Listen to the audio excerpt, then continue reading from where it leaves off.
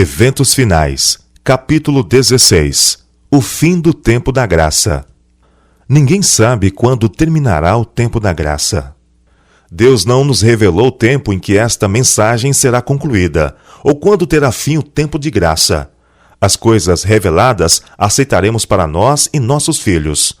Não busquemos, porém, saber aquilo que foi mantido em segredo nos concílios do Todo-Poderoso. Tem-me chegado cartas perguntando se tenho qualquer esclarecimento especial quanto ao tempo da terminação do tempo de graça, e respondo que tenho apenas esta mensagem a dar, que agora é tempo de trabalhar, enquanto é dia, pois a noite vem quando ninguém pode trabalhar. A imposição da lei dominical precede o fim do tempo da graça. O Senhor mostrou-me claramente que a imagem da besta formar-se-á antes que termine a graça, pois isso será grande prova para o povo de Deus, pela qual será decidido o seu destino eterno. O que é a imagem da besta? E como será ela formada? A imagem é feita pela besta de 2 cornos, e é uma imagem à primeira besta. É também chamada imagem da besta. Portanto, para sabermos o que é a imagem e como será formada, devemos estudar os característicos da própria besta, o papado.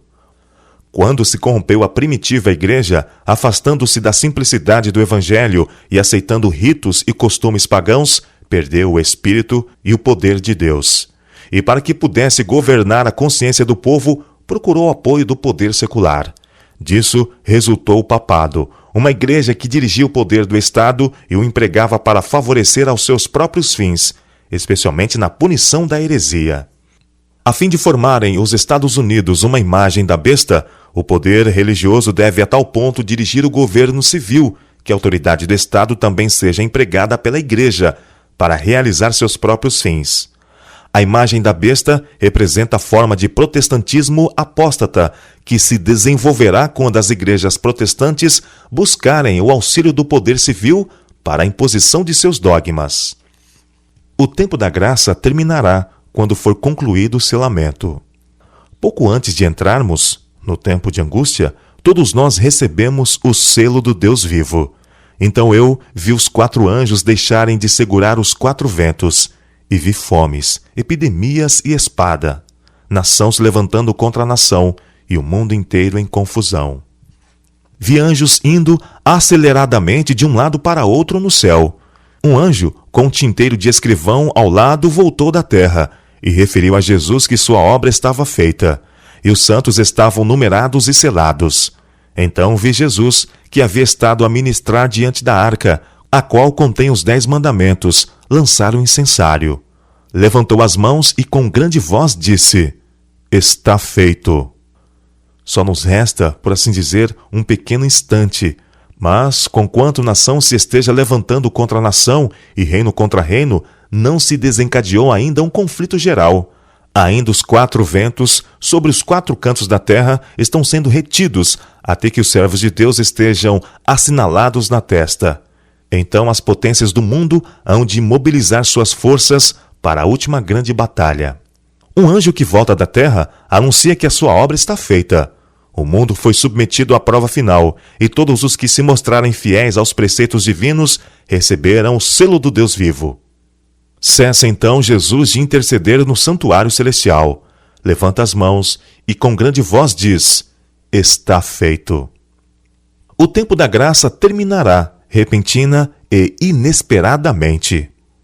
Quando Jesus deixar de interceder pelo homem, os casos de todos estarão decididos para sempre. Termina o tempo da graça. As intercessões de Cristo cessam no céu. Esse tempo, afinal, virá repentinamente sobre todos, e os que não purificarem a alma pela obediência à verdade serão encontrados dormindo.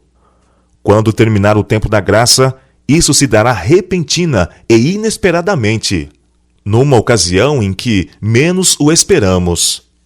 Mas podemos ter hoje um registro limpo no céu, a saber que Deus nos aceita. Quando se encerrar a obra do juízo de investigação, o destino de todos terá sido decidido, ou para a vida ou para a morte. O tempo da graça finaliza pouco antes do aparecimento do Senhor nas nuvens do céu. Antes do dilúvio, depois que Noé entrou na arca, Deus o encerrou ali e excluiu os ímpios, mas durante 7 dias O povo, não sabendo que seu destino se achava determinado, continuou em sua vida de descuido e do amor aos prazeres, zombando das advertências sobre o juízo iminente. Assim, diz o Salvador, será também a vinda do Filho do Homem. Silenciosamente, despercebida como ladrão à meia-noite, virá a hora decisiva que determina o destino de cada homem, sendo retraída para sempre a oferta de misericórdia ao homem culpado. Enquanto o homem de negócios está absorto em busca de lucros, enquanto o amante dos prazeres procura satisfazer aos mesmos, enquanto a escrava da moda está a arranjar os seus adornos, pode ser que naquela hora o juiz de toda a terra pronuncie a sentença: pesado foste na balança e foste achado em falta. A atividade humana depois da terminação do tempo da graça. Os justos e os ímpios estarão ainda a viver sobre a terra, em seu estado mortal. Estarão os homens a plantar e a construir, comendo e bebendo, todos inconscientes de que a decisão final, irrevogável, foi pronunciada no santuário celestial. Quando a decisão irrevogável do santuário houver sido pronunciada e para sempre tiver sido fixado o destino do mundo, os habitantes da terra não saberão. As formas da religião continuarão a ser mantidas por um povo do qual finalmente o Espírito de Deus se terá retirado. O zelo satânico com que o príncipe do mal os inspirará para o cumprimento de seus maldosos desígnios terá semelhança do zelo para com Deus. O trigo e o joio deverão crescer, ambos juntos até a ceifa. No desempenho de seus deveres cotidianos, os justos hão de estar, até o fim, em contato com os ímpios. Os filhos da luz estão espalhados entre os das trevas, para que o contraste salte aos olhos de todos. Cristo declarou que quando ele vier, alguns de seu povo expectante estarão empenhados em transações comerciais. Alguns estarão semeando no campo, outros ceifando e colhendo, e outros ainda moendo no moinho. A descrença e os prazeres proibidos continuam. O ceticismo e o que é chamado de ciência têm, em grande medida, minado a fé do mundo cristão em suas Bíblias. Erros e fábulas são aceitos de bom grado, para que eles possam seguir o caminho da condescendência pessoal e não ficar alarmados, pois não procuram preservar o conhecimento de Deus. O dia de amanhã será como este, e ainda maior e mais famoso. Mas, em meio à sua descrença, iníquo prazer, será ouvida a voz do arcanjo e a trombeta de Deus. Quando tudo em nosso mundo for buliçosa atividade, imersa em egoísta ambição de lucro, Jesus virá como um ladrão. Quando o professo povo de Deus se tiver unido com o mundo, vivendo como vivem os do mundo, e com eles gozando de prazeres proibidos, quando o luxo do mundo se tornar luxo da igreja, quando os sinos para casamentos estiverem a tocar e todos olharem para o futuro esperando muitos anos de prosperidade temporal, subitamente, então, como dos céus fulgura o relâmpago, virá o fim de suas resplendentes visões e esperanças ilusórias. Os homens estarão inteiramente absortos nos negócios. Quando Ló advertiu os membros de sua família da destruição de Sodoma, eles não quiseram atender às suas palavras, mas o consideraram um entusiasta fanático. A destruição que ocorreu encontrou os desprevenidos. Assim será quando Cristo vier. Agricultores, negociantes, advogados, comerciantes estarão inteiramente absortos nos negócios, e o dia do Senhor virá sobre eles como um laço. Quando pastores, agricultores, negociantes, advogados, grandes e pretensos bons homens exclamarem: paz e segurança, sobrevirá repentina destruição. Lucas relata as palavras de Cristo, de que o dia de Deus vem como um laço. A figura de um animal andando na selva em busca da presa, e eis que de repente ele é apanhado na disfarçada armadilha do caçador. Quando os homens estão despreocupados, elevados nas diversões, absortos em comprar e vender, o ladrão se aproxima com passos furtivos. Assim será na vinda do Filho do Homem. Líderes religiosos estarão cheios de otimismo. Quando os raciocínios da filosofia houverem banido o temor dos juízos de Deus, quando ensinadores religiosos estiverem a apontar no futuro para longas eras de paz e prosperidade, e o mundo estiver absorto em sua rotina de negócios e prazeres, plantando e construindo, banqueteando-se e divertindo-se, rejeitando as advertências de Deus e zombando de seus mensageiros, então é que súbita destruição lhes sobrevirá, e não escaparão. Venha quando vier, o dia do Senhor virá de improviso aos ímpios, correndo a vida sua rotina invariável, encontrando-se os homens absortos nos prazeres, negócios, comércio e ambição de ganho, estando os dirigentes do mundo religioso a engrandecer o progresso e ilustração do mundo, e achando-se o povo embalado em uma falsa segurança, então, como o ladrão à meia-noite rouba na casa que não é guardada, sobrevirá repentina destruição aos descuidados e ímpios, e de nenhum modo escaparão. Satanás deduz que terminou o tempo da graça. No tempo de angústia, Satanás instiga os ímpios e eles cercam o povo de Deus para destruí-los. Mas ele não sabe que foi escrito perdão ao lado de seus nomes nos livros do céu. Assim como Satanás influenciou Esaú a marchar contra Jacó, instigará os ímpios a destruírem o povo de Deus no tempo de angústia. Ele vê que santos anjos os estão guardando e deduz que seus pecados foram perdoados. Mas não sabe que seus casos foram decididos no santuário celestial. Fome da palavra.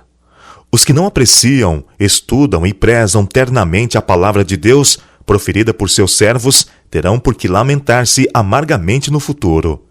Vi que o Senhor, em juízo, andará no fim do tempo pela terra. As terríveis pragas começarão a cair. Então, os que desprezaram a palavra de Deus, os que a tiveram em pouca conta, andarão de mar a mar, e do norte até o ocidente, correrão por toda parte, procurando a palavra do Senhor, e não a acharão. Há na terra uma fome de ouvir a palavra. Não mais orações pelos ímpios. Os ministros de Deus terão realizado seu último trabalho, oferecido suas últimas orações, derramado sua última e amarga lágrima por uma igreja rebelde e um povo iníquo. Foi dada sua última e solene advertência. Então quão depressa casas, terras e dólares que foram avaramente acumulados e acalentados e firmemente agarrados seriam dados em troca de alguma consolação pelos que professaram a verdade, mas não viveram de acordo com ela, para que fosse explicado o caminho da salvação ou para ouvir uma palavra de esperança, ou uma oração ou exortação de seus pastores. Mas não, eles continuarão sentindo fome e sede inutilmente. Sua sede nunca será mitigada, e eles não poderão obter nenhuma consolação. Os seus casos estão decididos e resolvidos para sempre. É um tempo terrível e espantoso. Na ocasião em que os juízos de Deus estiverem caindo sem misericórdia, quão invejável para os ímpios será a posição dos que habitam no esconderijo do Altíssimo, o pavilhão em que o Senhor esconde todos os que o têm amado e obedecido a seus mandamentos. Em tal tempo como esse, a condição dos justos será realmente invejável aos que estiverem sofrendo por causa de seus pecados. Mas a porta da graça estará fechada para os ímpios. Depois que terminar o tempo da graça, não serão mais oferecidas orações em seu favor. O caráter não pode ser transferido. O Senhor vem com poder e grande glória. Será então o seu trabalho fazer completa a separação entre o justo e o ímpio. Mas o óleo não pode ser transferido para o vaso dos que não têm. Então se cumprirão as palavras de Cristo. Estando duas moendo no moinho, será levada uma e deixada outra. Então, estando dois no campo, será levado um e deixado o outro. Os justos e os ímpios devem estar associados no trabalho da vida. Mas o Senhor lê o caráter. Ele discerne quem são os filhos obedientes, que respeitam e amam os seus mandamentos. Solene coisa é morrer, mas muito mais solene é viver. Todo pensamento e palavra e ato de nossa vida será novamente enfrentado. O que fazemos de nós mesmos no tempo da graça, e isso havemos de permanecer por toda a eternidade. A morte traz a dissolução do corpo, mas não opera mudança no caráter. A vinda de Cristo não muda o caráter, fixa-o apenas para sempre, além da possibilidade de qualquer mudança. Outra oportunidade não convenceria os ímpios. Devemos aproveitar ao máximo nossas oportunidades atuais. Não nos será concedido outro tempo de graça em que possamos preparar-nos para o céu. Esta é a nossa única e derradeira oportunidade para formar caracteres que nos habilitem para o futuro lar que o Senhor preparou para todos os que obedecem aos seus mandamentos. Não haverá um tempo de graça depois da vinda do Senhor. Os que dizem que haverá estão enganados e iludidos. Antes que Cristo venha, a situação será semelhante à que existiu antes do dilúvio. E depois que o Salvador aparecer nas nuvens do céu, ninguém terá outra oportunidade de obter a salvação. Todos terão feito suas decisões.